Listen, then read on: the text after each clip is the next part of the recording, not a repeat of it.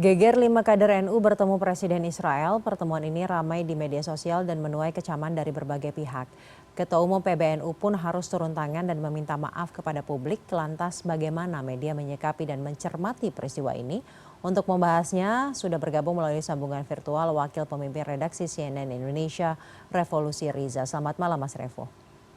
Selamat malam Caca. Mas Revo, sebenarnya bagaimana melihat kader PBNU yang bertemu dengan Presiden Israel walaupun sebenarnya PBNU sudah meminta maaf dan menyatakan bahwa ini tidak ada arahannya. Jadi mereka bertindak atas keinginan mereka sendiri.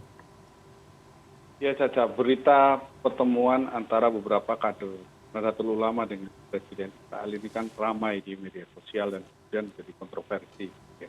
Dan ini yang kita tangkap persoalan ini ketika kontroversinya dan kemudian ketika pertemuan tersebut viral di media sosial. Pro kontranya muncul dengan sangat tinggi.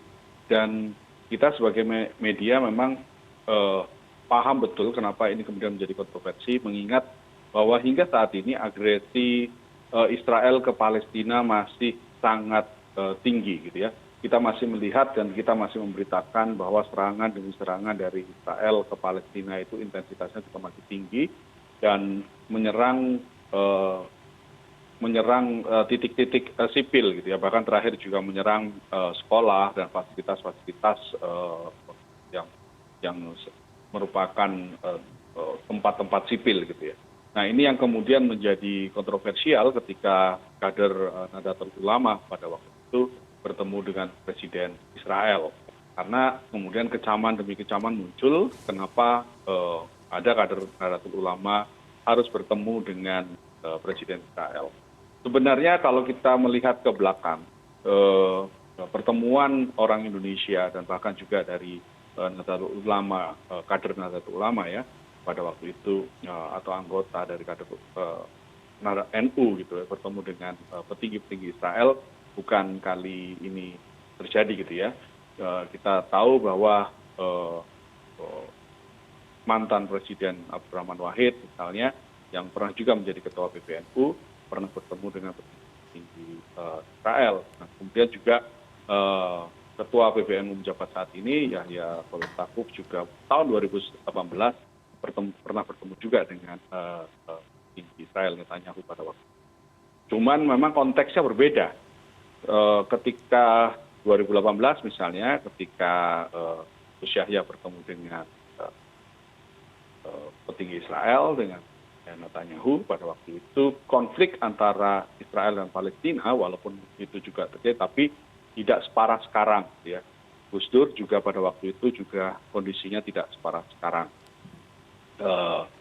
Dan pada waktu itu baik Gus Dur maupun almarhum Gus Dur maupun dengan Gus Yahya pada waktu itu konteksnya juga ingin membicarakan perdamaian di Palestina. Bertemu dengan petinggi-petinggi Israel, membicarakan perdamaian, bagaimana mewujudkan perdamaian di Palestina. Jadi artinya ada lobby-lobby, walaupun pada waktu itu, seperti yang kita tahu, Gus Yahya misalnya mengatakan beliau bertemu dengan petinggi Israel atas nama pribadi, bukan atas nama organisasi. Nah, yang problematik kemudian memang yang ketika kemarin ada 5 kader NU bertemu dengan Presiden Palestina, ternyata mengatasnamakan NU dan ternyata organisasi menyangkal hal itu ya. Dan timingnya tidak tepat di saat konflik di Palestina sangat tinggi, serangan Israel ke Palestina masih sangat tinggi, dan kita tahu serangan-serangan ini bisa kita katakan melanggar kemanusiaan gitu ya. Beberapa negara termasuk Indonesia juga menuntut bahwa pemerintah Israel ini bisa diseret ke Mahkamah Internasional misalnya. Jadi ketika timingnya tidak tepat, muncullah kemudian kontroversi seperti sekarang. Karena kita tahu ya Caca, kita tahu dalam beberapa konteks baik itu dalam politik maupun dalam hubungan antar negara, ada idiom misalnya, ada idiom misalnya enemy of my enemy is my friend, enemy of my enemy is my friend, tapi juga sebaliknya gitu ya. friend of my enemy is my enemy gitu ya. Jadi artinya timingnya tidak tepat ketika datang di situ dan muncullah kemudian kontroversi yang terjadi seperti sekarang ini. Timing yang tidak tepat walaupun sebenarnya salah satu alasan pertemuannya untuk membahas konflik Hamas-Israel, Mas Revo. Ya, itu tadi Caca, karena memang sekarang ini konteksnya adalah apakah kemudian lobby yang dikedepankan atau karena memang pada saat itu tuntutan untuk menyeret pemerintah Israel ke mahkamah internasional itu kan lagi sangat tinggi gitu ya.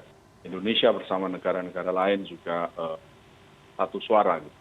Jadi ketika kemudian datang ketemu dengan petinggi Israel di saat kita sedang berusaha atau menuntut petinggi-petinggi Israel itu dihadapkan ke mahkamah internasional, maka disitulah muncul problematiknya gitu.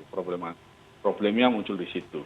Artinya walaupun dalihnya memang ingin menuntut perdamaian gitu ya, melakukan lobby-lobby gitu. Tapi di sini kemudian yang organisasi Nahdlatul Ulama sendiri kemudian menilai bahwa mereka tidak layak untuk mengatasnamakan organisasi, sehingga muncullah kemudian problem di organisasi NU tersebut gitu ya. Dan kita tahu kemudian ketum NU bersama Sekjen melakukan konferensi pers beberapa hari yang lalu dan memutuskan untuk mencopot ya, memecat gitu ya para kader NU tersebut. Nah ini mungkin juga sikap atau jawaban dari PBNU atas kontroversi yang muncul secara luas ya, baik di media sosial maupun di media arus utama gitu, topik mengenai kader NU bertemu dengan Presiden Israel. Baik, selain telah memecat, ada juga larangan kerjasama dengan organisasi yang terafiliasi Israel secara resmi dikeluarkan oleh PBNU. Langkah ini tepatkah, Mas Revo? Bicara tepat atau tidak tepat gitu ya, kalau dalam konteks sekarang memang ketika kita perlu sama-sama gitu ya, dalam ada beberapa hal ketika Indonesia juga menuntut Israel dihadapkan ke mahkamah internasional. Dan secara keputusan ini juga banyak pihak di Indonesia sepakat dengan keputusan ini. Artinya memang perlu ada hukuman gitu ya terhadap Israel yang kita tuntutkan, pemerintah maupun masyarakat ini menuntut ada hukuman yang diberikan kepada Israel. Nah hukuman itu kan bisa berbagai macam cara gitu ya Caca. Di satu sisi